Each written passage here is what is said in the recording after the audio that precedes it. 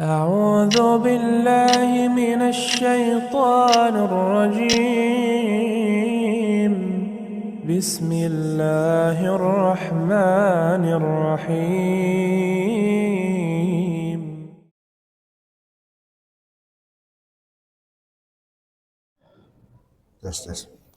Bismillahirrahmanirrahim. Assalamualaikum warahmatullahi wabarakatuh. Innal hamdalillah nahmaduhu wa nasta'inuhu wa nastaghfiruh wa na'udzu billahi min shururi anfusina wa sayyiati a'malina. May yahdihillahu fala mudilla lahu wa may yudlilhu fala hadiya lahu. Asyhadu an la ilaha illallah wahdahu la syarika lah wa asyhadu anna Muhammadan abduhu wa rasuluh.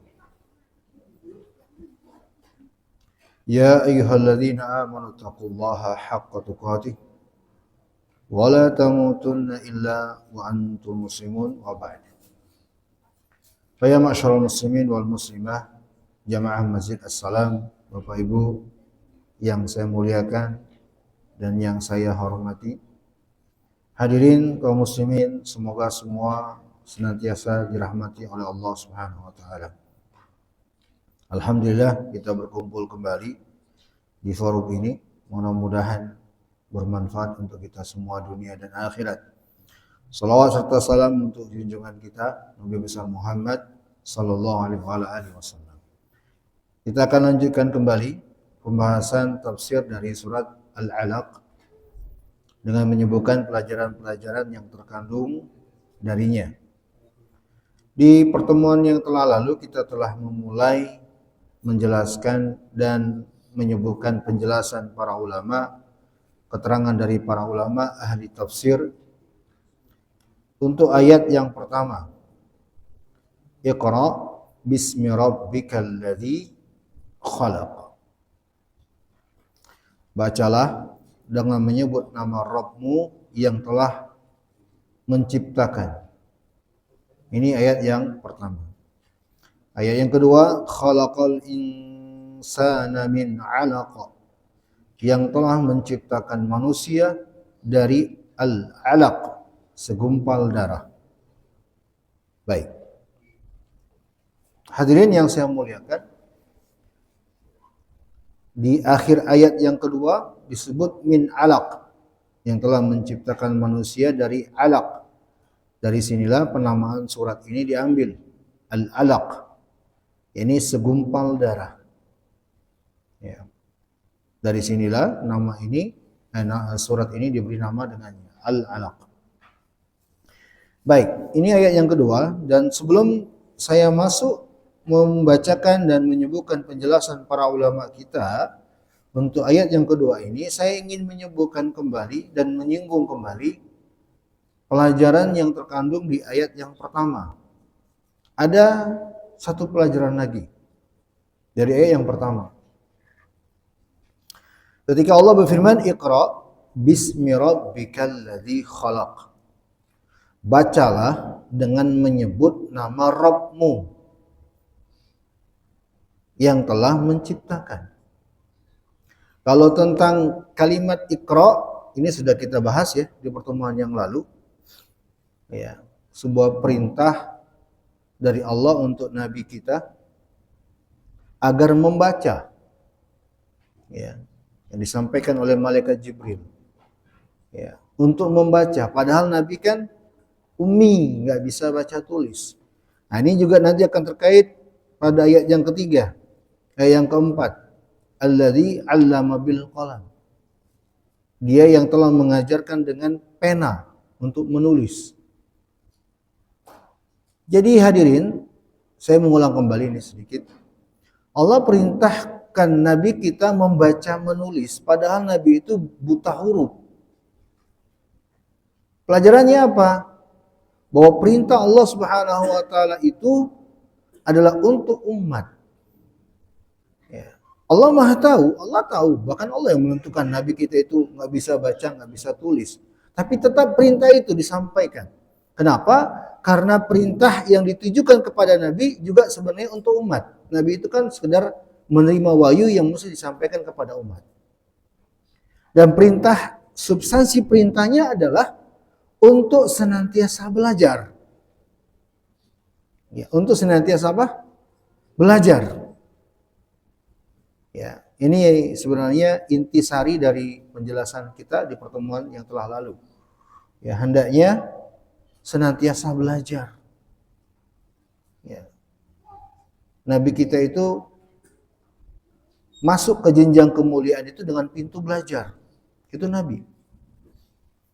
Sebelum beliau menjadi Nabi, lalu menjadi Rasul dengan Iqra. Ya. Jadi yang ingin selalu dan kita ulangi penekanan bahwa agama ini dengan belajar. Agama Islam itu bukan agama turunan, Bapak Ibu. Bukan agama turunan. Kita tidak cukup dengan mengatakan saya ini Islam karena orang tua saya Islam karena keturunan Islam. Enggak cukup. Islam itu bukan agama turunan. Islam adalah agama yang dianut karena Allah. Betul tidak? Betul tidak jemaah? Betul tidak ini? Karena Allah, bukan karena orang tua kita, bukan karena keturunan kita, enggak. Bukan juga karena masyarakat.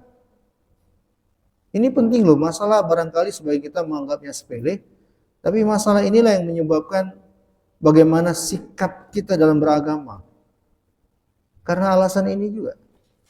Kalau kita beragama karena Allah, maka niscaya kita akan senantiasa berusaha mengikuti apa yang Allah Subhanahu wa taala ajarkan dalam Islam ini.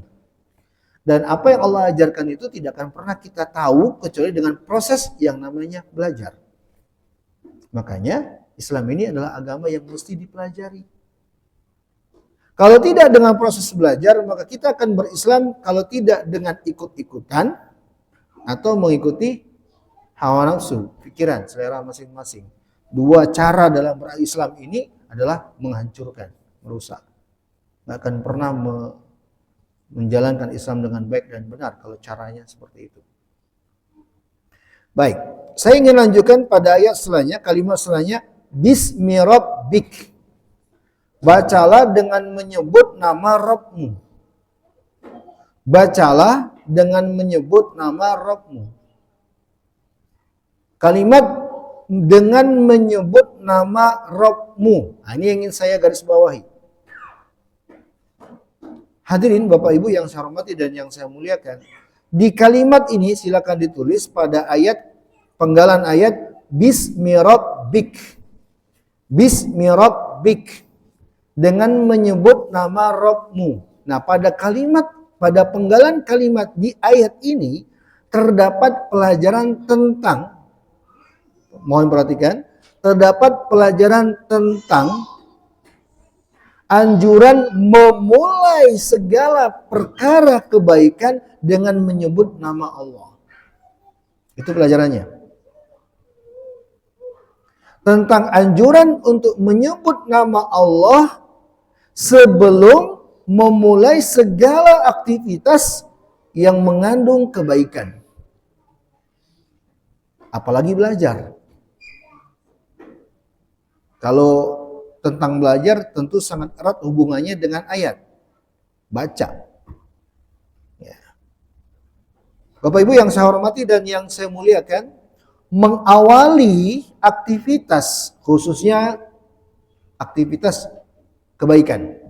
Kalau keburukan tidak boleh. Mengawali aktivitas keburukan dengan menyebut nama Allah, itu kedurhakaan, itu kelancangan, itu bahkan bisa kekufuran. Tidak boleh.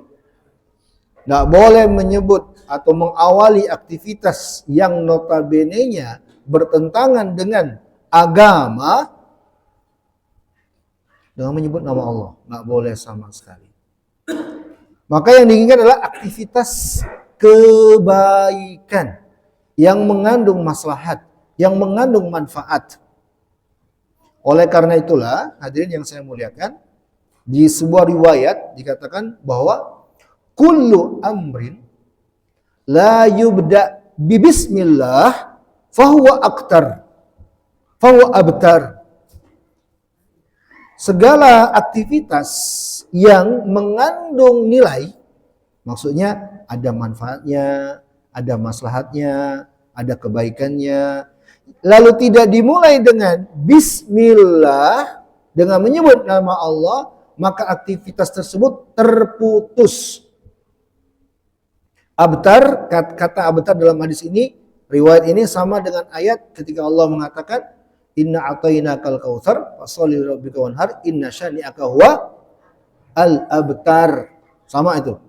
Abtar di ayat itu maknanya apa? Yang terputus dari rahmat Allah sehingga dia akan mendapatkan bencana. Sama di hadis ini, di riwayat ini. Ketika dikatakan bahwa segala aktivitas yang mengandung kebaikan, yang mengandung maslahat, tidak diawali dengan menyebut nama Allah, maka aktivitas itu abtar. Apa abtar tadi? Terputus. Terputus dari apa? Rahmat Allah, kebaikan dari Allah. Bahkan bisa menjadi sebab malapetaka bagi pelakunya, bencana bagi pelakunya. Jadi, Bapak Ibu yang saya muliakan, mengawali aktivitas dengan bismillah itu penting banget. Sangat kita butuhkan. Pelajaran selanjutnya masih terkait dengan hal ini bahwa saya izin minum dulu boleh jemaah? Tapi panas banget. Ini masih panas. Nggak apa-apa. Jangan nanti agak dingin sedikit. Nggak apa-apa, ini ada yang dingin. Udah cukup. Udah cukup. Saya butuh yang hangat, tapi masih panas. Masih terkait dengan hal ini, mengawali aktivitas dengan menyebut nama Allah. Bahwa membaca, sebelum saya masuk ke sini, untuk kita ketahui, ada dua istilah terkait dengan bismillah atau basmalah. Yang kedua istilah ini mengandung makna yang berbeda. Istilah yang pertama disebut tasmiyah, istilah yang kedua disebut apa? Basmalah. Tasmiyah, basmalah sama atau beda? Saya tanya nih, sama atau beda? Tasmiyah, basmalah sama atau berbeda? Oke, kalau berbeda apa perbedaannya? Apa perbedaannya? Ayo harus tahu loh. Ini soal sederhana nih. Yang sering saya tanyakan kepada anak-anak tingkat SD, SMP. Tasmiyah, basmalah sama atau beda? Oke, bedanya apa Pak Zan? Hah? Bacanya. Apa? Perbedaannya apa? Hah? Tujuannya? Enggak. Ayo, siapa lagi ingin mencoba menjawab? Ibu-ibu mau coba, ada yang mau jawab? Baik, kalau tidak tahu, tasmiyah adalah ucapan bismillah titik. Itu tasmiyah. Hanya mengucap bismillah. Itu namanya tasmiyah. Kalau basmalah? Bismillahirrahmanirrahim. Ingat ini. Karena dua istilah ini terbedakan sesuai dengan konteks riwayat hadis. Ada penyebutannya. Ada riwayat yang menyebutkan tasmiyah, ada yang basmalah, beda-beda. Dan ini disesuaikan dengan konteks riwayat. Nanti Bapak Ibu barangkali suatu saat akan ketemu. Jadi sekali lagi, tasmiyah, basmalah, apa perbedaannya? Tasmiyah, bismillah. Kalau basmalah, bismillahirrahmanirrahim. Baik, Bapak Ibu yang saya hormati dan yang saya muliakan. Nah, kita kembali ke penjelasan tadi tentang mengawali aktivitas dengan apa nih? Tasmiyah atau basmalah? Pada asalnya tasmiyah. Tidak basmalah kecuali ada dalilnya. Kenapa? Karena dalam riwayat disebutkan kullu amrin lam yubda bi bismillah, bukan bi basmalah. Ya, maka tasmiyah. Cukup dengan bismillah pada asalnya. Boleh tidak Ustaz dengan menambahkan ar-Rahman ar-Rahim? Boleh. Kecuali di kondisi-kondisi yang ada dalilnya tasmiyah. Sebaiknya tidak, ikuti aja sesuai dengan dalil. Aktivitas-aktivitas yang Nabi telah contohkan secara khusus dan spesifik, yang Nabi sebutkan awali dengan tasmiyah, itu misalnya apa? Hah? Mengawali wudhu. Apalagi? Makan minum, sebelum makan dan minum. Apalagi? Pakai baju, lepas baju. Yang paling bagusnya tasmiyah, tidak basmalah. Yang paling bagusnya tidak basmalah. Ustadz, kan basmalah bagus. Kenapa ada dengan basmalah? Lengkap. Karena Nabi mencontohkannya dengan tasmiyah. Sekarang saya tanya, mana yang lebih baik? Pendapat kita atau apa yang Nabi perbuat? Apa yang Nabi perbuat, itu yang lebih baik. Jadi karena Nabi mencontohkan dengan tasmiyah, tidak basmalah, maka kita pun dengan tasmiyah, tidak basmalah. Kalau seandainya ada yang basmalah, tidak juga kita larang mengatakan itu haram. Tidak. Yang paling bagus tasmiyah. Baik. Nah, hadirin yang saya muliakan dan yang saya hormati. Kita kembali bahwa segala urusan, segala aktivitas yang mengandung kebaikan itu disyariatkan mengawalinya dengan tasmiyah pada asalnya. Apalagi pada kondisi-kondisi yang Nabi tekankan di situ. Nah, jadi hadirin yang saya muliakan, segala aktivitas terkait dengan masalah mengawalinya dengan tasmiyah itu ada dua jenis. Ada yang bersifat umum, hukumnya sunnah, mustahab. Ada yang sifatnya wajib karena diperintahkan secara khusus. Segala urusan pada umumnya, apapun itu, yang mengandung kebaikan disyariatkan mengawali dengan tasmiyah. Apapun itu. Ya. Awalilah dengan basmalah. Bismillah, tasmiyah. Ada yang kedua, kondisi-kondisi khusus secara spesifik Nabi perintahkan secara khusus sehingga diambil hukum oleh para ulama pada kondisi-kondisi tersebut hukumnya wajib tasmiyah. Contohnya apa? Makan. Makan dan minum itu tasmiyah sebelum makan dan minum bukan sunnah hukumnya, wajib. Kenapa? Karena ada dalil khusus Nabi perintahkan dan ada ancaman. Ketika begini konteks riwayat yang datang dari Nabi, maka hukum diambil darinya wajib. Sebab ada ancaman, ada keburukan kalau tidak melakukannya. Kalau ada seperti ini, maka tentu wajib hukumnya. Adanya riwayat dengan tegas dan jelas ancaman kalau tidak melakukannya. Makan itu, tahu nggak apa ancamannya kalau kita nggak baca tasmiyah? Hah? Makan bersama syaitan. Nabi bersabda, ya, kulu washrabu biyaminikum fa inna syaitan ya'kulu wa yashrabu bishimalihi.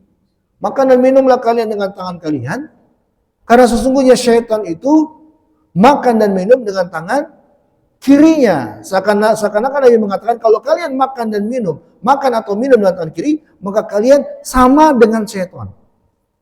Nah, kalau seperti ini konteks kalimatnya, saya tanya nih, ini konteks perintah atau larangan? Larangan tentunya ya, untuk tidak makan dan minum. Ancaman berarti kalau tidak kalian akan sama seperti syaitan. Maka wajib hukumnya. Makan dan minum wajib pakai tangan apa? Kanan. Dan dengan mengucapkan tasmiyah, bismillah. Karena Nabi pernah ada anak kecil nih. Ada anak kecil, mau langsung mengambil makan, lalu Nabi pegang tangannya. Ya gulam, ya, kul bismillah, samillah wa kul biyaminik. Wahai anak kecil, makanlah dengan tasmiyah dan pakailah tangan kananmu. Nabi perintahkan dengan menyebut tasmiyah, makanlah dengan menyebut tasmiyah. Maka wajib hukumnya tasmiyah sebelum makan dan minum. Kalau tidak, maka syaitan akan ikut serta makan dan minum. Maka ada ancaman. Sehingga wajib hukumnya. Sama seperti sebelum berwudu, hukumnya juga wajib. Tasmiyah itu. Nah, juga secara khusus, Bapak Ibu yang saya muliakan, Ketika ada nih kondisi-kondisi aktivitas-aktivitas yang Nabi sebutkan, kalau tidak kita awali dengan tasmiyah, maka syaitan akan ikut andil dalam aktivitas tersebut, bahkan akan masuk ke dalam kita, ke dalam tubuh kita. Nah, ini untuk kita perhatikan. Ini juga menunjukkan bahwa aktivitas-aktivitas tersebut wajib hukumnya untuk kita baca tasmiyah dalam mengawalinya. Ya. Bapak Ibu yang saya hormati dan yang saya muliakan, ini penting ya untuk kita perhatikan bersama. Karena ini diantara cara untuk preventif. Ya. Membuat sebuah benteng perlindungan supaya syaitan tidak mengganggu, merusak kita. Karena ini sifatnya wahyu agar kita tidak sepelekan. Ya. Syaitan memang enggak kita lihat dengan mata telanjang kita, enggak. Ya dia enggak kelihatan, tapi walaupun enggak kelihatan, kita benerin enggak nih? Kita benarkan tidak? Kita imani tidak? Imani, karena Nabi yang menjelaskan. Contoh, syaitan bisa masuk kalau makan dan minum tidak tasmiyah. Masuk rumah tidak salam atau tidak tasmiyah. Buka baju, buka celana, penutup aurat, tidak tasmiyah. Masuk syaitan itu. Kata Nabi SAW, inna satra baina aurati bani Adam wa ayunil jin ayyakula bismillah. Sesungguhnya aurat yang menutup pandangan antara auratnya Bani Adam dengan pandangan jin adalah ketika dia baca bismillah. Bapak Ibu yang saya muliakan, baca bismillah, jangan lupa. Ketika buka pakaian, dimanapun, kapanpun. Hanya saja kalau kita di dalam kamar mandi, zikir-zikir itu jangan dilafadzkan, cukup dalam hati. Tapi tetap baca bismillah. Kemudian ya, bagi secara khusus suami istri, masalah suami istri hendaknya dengan tasmiyah dalam mengawali, itu jelas. Sebab Nabi terangkan pintu syaitan masuk bila tidak membaca tasmiyah. Nah, ini kondisi-kondisi yang spesifik, ada riwayat yang Nabi tekankan untuk mengawali dengan tasmiyah. Selain dari yang Nabi sebutkan secara spesifik ini, maka seluruh aktivitas yang mengandung kebaikan dianjurkan untuk mengawalinya tasmiyah. Apapun itu. Buka pintu, tutup pintu, ya nutup makanan. Bapak Ibu, khususnya ibu-ibu nih di rumah, kalau ingin nutup makanan, bacalah bismillah. Karena dengan baca bismillah itu Allah berikan kuasa, ya, sehingga makanan tersebut tidak akan bisa dicuri oleh jin. Saya tanya nih jamaah, bisa nggak jin mencuri makanan kita? Bisa tidak? Ada yang pernah ngalami? Ada yang pernah ngalami nggak? Ada yang pernah ngalami? Saya pernah ngalami. Saya suatu hari beli sate Padang. 10 tusuk kan? Ya nggak Pak Yuda? 10 tusuk. Malam-malam ya pulang ngajar seperti inilah. Kurang lebih jam 9 sampai di rumah. Ya karena sate Padang masih panas, saya buka. Ya. Lalu saya tinggalkan di belakang. Seingat saya memang saya nggak baca bismillah waktu itu. Karena panas nggak bisa langsung makan, saya buka. Memang niatnya bukan untuk lama-lama, bentar lagi mau dimakan. Saya tinggal. Saya ajak istri saya untuk makan setelah beberapa saat. Tinggal 8. Tinggal berapa? 8. Lalu saya marah. Saya teriak. Saya marah dan teriak ini karena mengingat riwayat Imam Syafi'i. Imam Syafi'i pernah melakukan hal yang semisal. Saya katakan di dapur, saya tidak ridho sate saya dicuri. Saya kalimat itu, saya tidak ridho sate saya dicuri. Masuk saya. Ke belakang lagi ada 9. Ada berapa? 9. Sudah dibalikin berapa? 1. Sudah, akhirnya saya makan, sudahlah. Baik, hadirin yang saya muliakan, bismillah. Mengawali segala aktivitas yang baik-baik. Dengan apa? Dengan apa? Bismillah. Jangan lupa. Apapun itu. Apalagi aktivitas tersebut ada kebaikan secara syariat. Seperti belajar agama. Makanya ayat ini identik banget dengan hal itu. Iqra bismi rabbik. Ya. Nah, ini juga di antara alasan kenapa para ulama kita itu hampir seluruhnya di semua tulisan mereka diawali dengan tasmiyah atau basmalah. Ya. Coba periksa buku-buku tulisan para ulama. Rata-rata ada bismillah di awalnya. Basmalah atau tasmiyah. Kenapa? Ini di antara alasannya. Di antara alasan yang lain, Nabi kita, Nabi besar Muhammad Sallallahu Alaihi Wasallam itu di semua risalah atau surat beliau yang dikirimkan kepada penguasa-penguasa non-muslim yang beliau ingin dakwai kepada Islam, itu diawali dengan basmalah. Bismillahirrahmanirrahim. Dan begitu juga alasan kenapa kalau kita lihat Al-Quran, semua surat diawali dengan basmalah, kecuali satu. Surat apa itu? At-Taubah. Karena dalam rangka hal ini, mengawali aktivitas atau sesuatu yang baik dengan basmalah atau tasmiyah. Lihatlah. Tetapi kalau terkait dengan percakapan, tidak perlu setiap ngomong bismillah. Ya, ada yang bertanya kepada saya, Ustaz, apakah setiap kita chat itu percakapan di media sosial ya, mengawalinya dengan bismillah, ya repot Anda.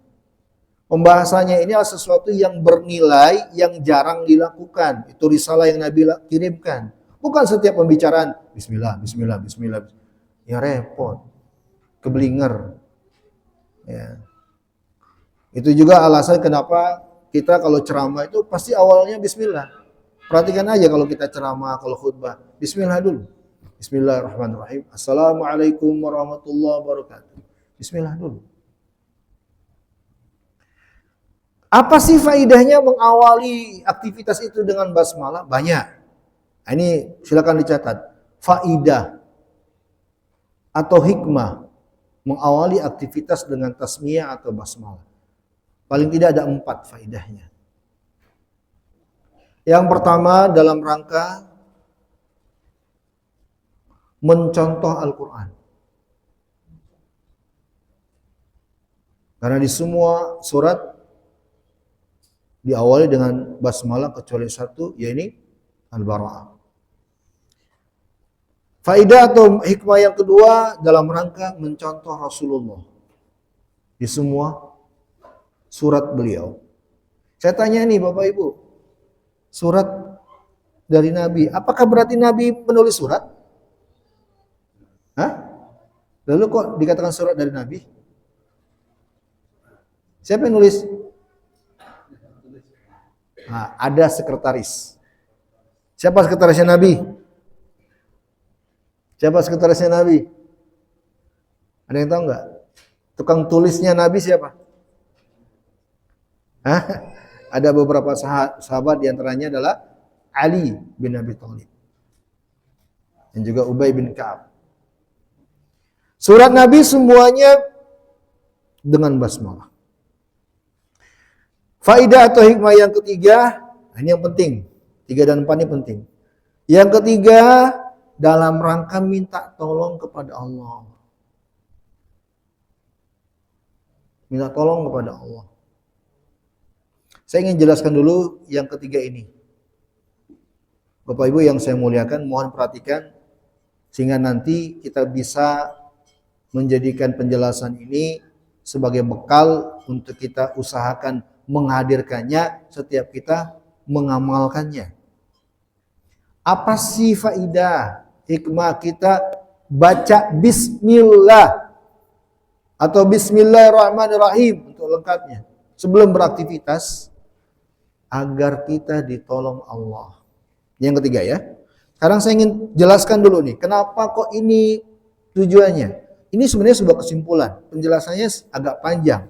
Ya, anggap saja nih ya, anggap saja saya tulis di sini ba, sin, mim, Allah, bismillah. Ada nggak di sini? Ada nggak? Supaya lebih tergambar. Ada nggak? Nggak ada ya. Pada bismillah itu, Bapak Ibu, huruf ba-nya itu, huruf ba, lingkarin huruf ba itu dalam bahasa Arab fungsinya adalah ba lil isti'anah. Huruf ba ini dalam bahasa Arab fungsinya adalah huruf yang mengharuskan makna yang lahir darinya minta tolong.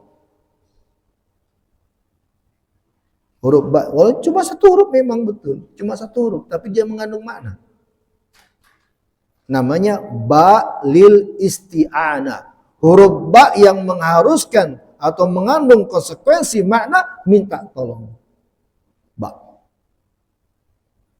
Ya.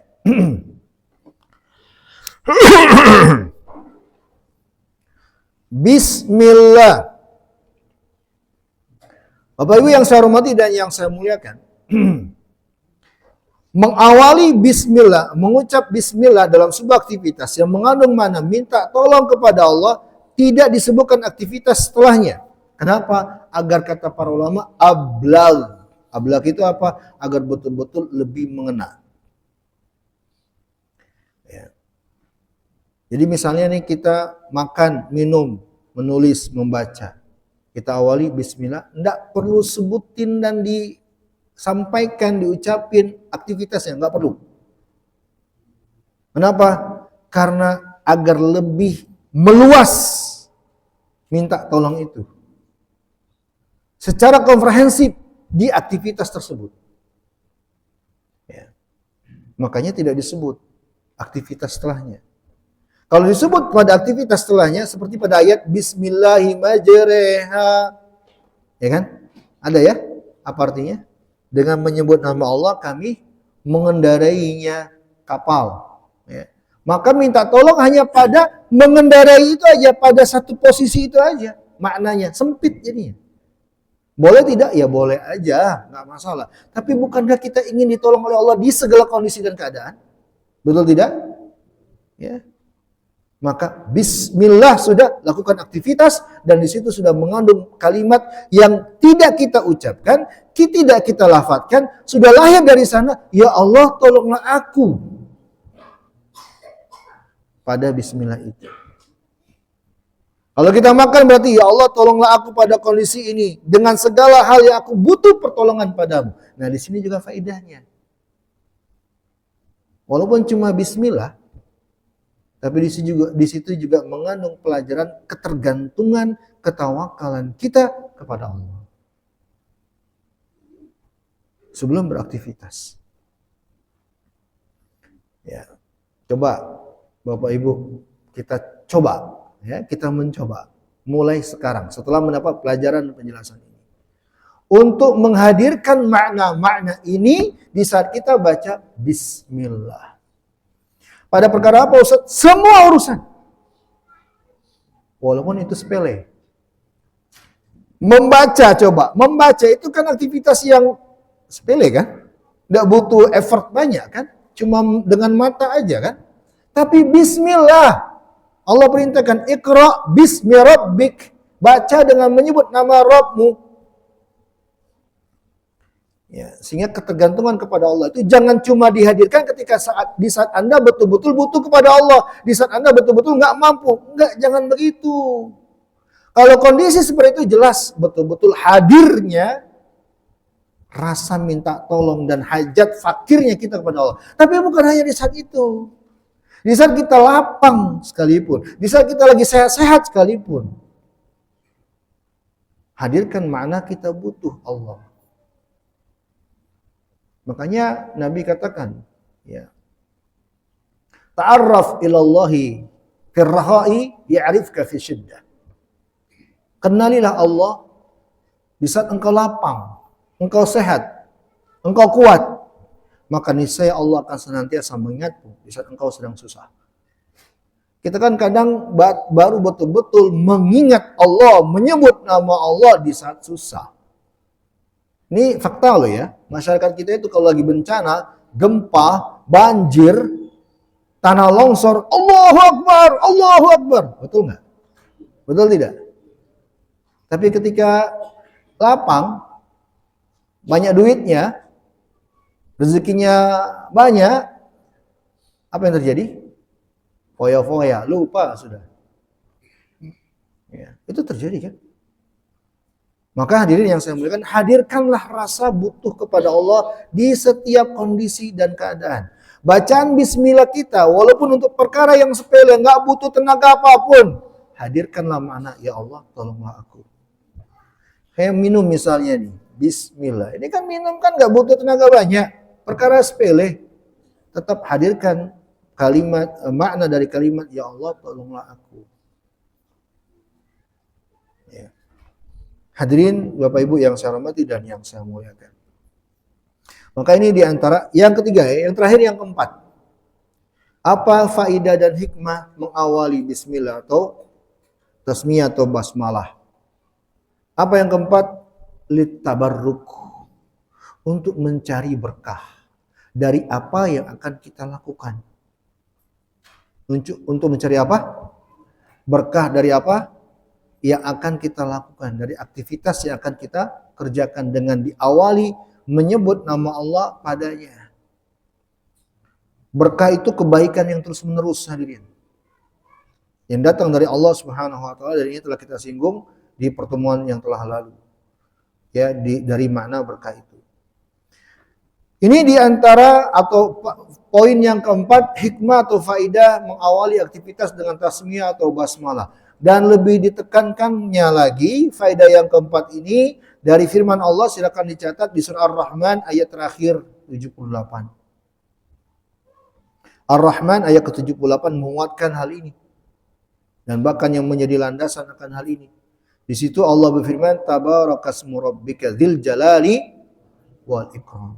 Maha berkah nama Rabbmu. Jadi nama Allah itu kalau kita sebut itu sudah mengandung keberkahan, mengundang keberkahan.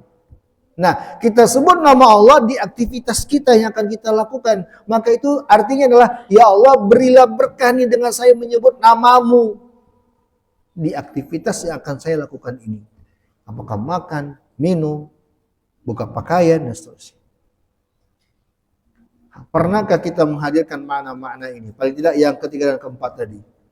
Di saat baca bismillah, jarang. Kita kadang langsung bismillah, makan, minum. Ya. Makanya hadirin, ya syukur-syukur. Udah baca bismillah, masih syukur-syukur. Ya, udah baca bismillah, udah syukur-syukur. Sekarang coba tambahkan, menghadirkan makna-makna ini. Supaya lebih bermakna, lebih berarti apa yang akan kita lakukan itu.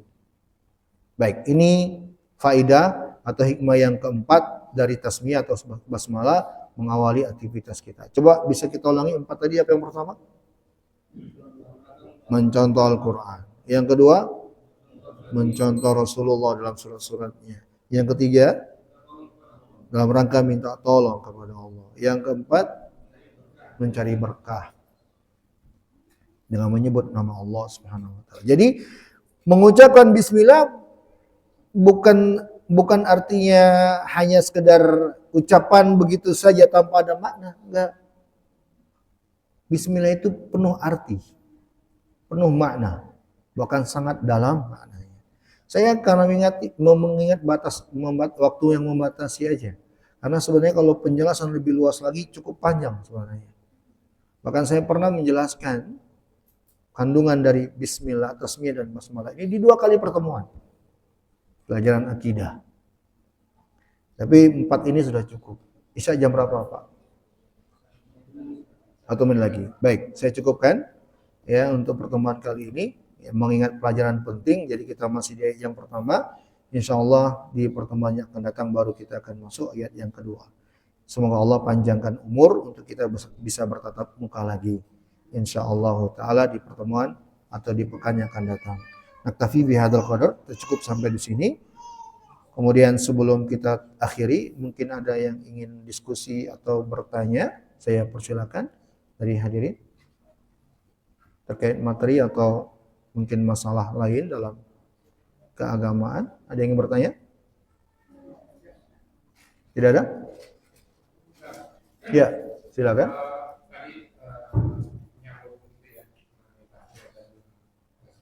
Ya.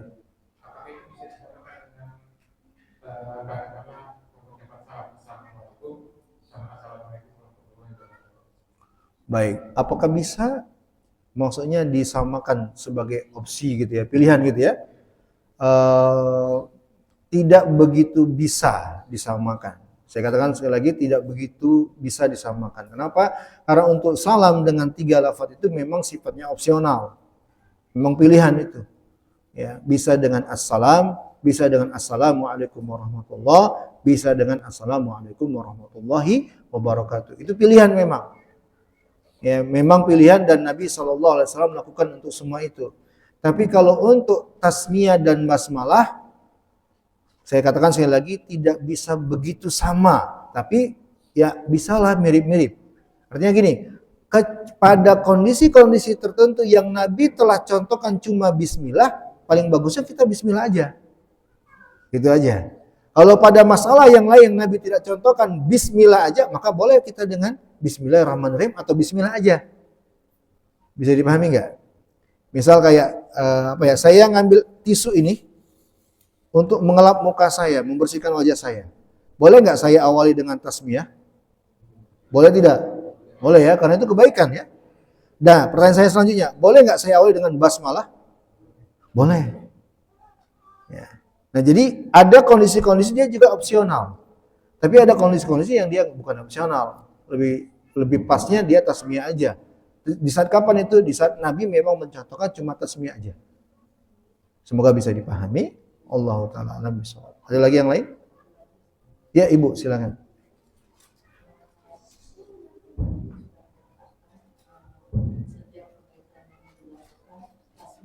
Ya.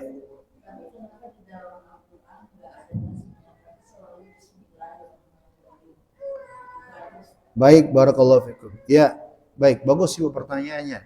Jadi, sekali lagi saya terangkan bahwa antara tasmiyah dan basmalah itu Ibu memang kadang sifatnya pilihan. Boleh tasmiyah, boleh basmalah. Kadang sifatnya bisa pilihan.